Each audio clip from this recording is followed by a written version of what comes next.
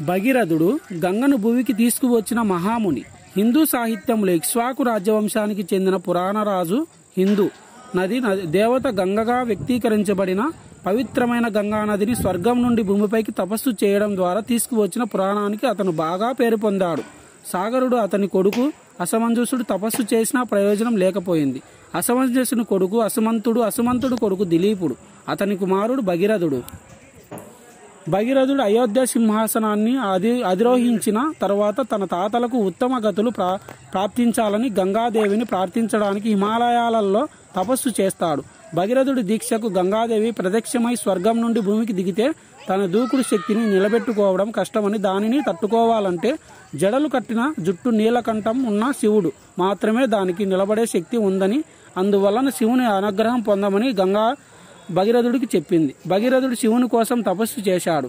అనుగ్రహించిన శివుడు గంగను భూమికి రాగానే తన తలపై మోపి జటాజుటంలో బంధించాడు. భగీరథుని ప్రార్థనలో ఒక పాయను నేలపైకి వదిలాడు. భగీరథుని వెంట గంగ పరుగులు తీస్తూ సాగింది. దారిలో జహనముని ఆశ్రమాన్ని ముంచెత్తి జాహ్నవి అయింది.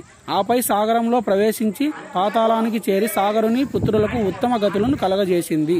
ఈ పురాణ కథను ఆధారంగా భగీరథ ప్రయత్నం అనే మాట వాడుకలోకి వచ్చింది. అతని కృషికి గుర్తుగా దేవప్రయాగ వద్ద అలకనంద నదిలో కలిసే వరకు నది ప్రధాన ప్రవాహాన్ని స్థానికులు భగీరథి అని పిలుస్తారు.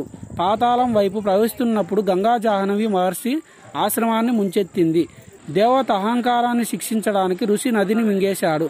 భగీరథుని పట్టుదలతో కూడిన విన్నపంతో ఋషి తన చెవి ద్వారా నదిని బయటకు నెట్టడానికి సమ్మతిస్తాడు.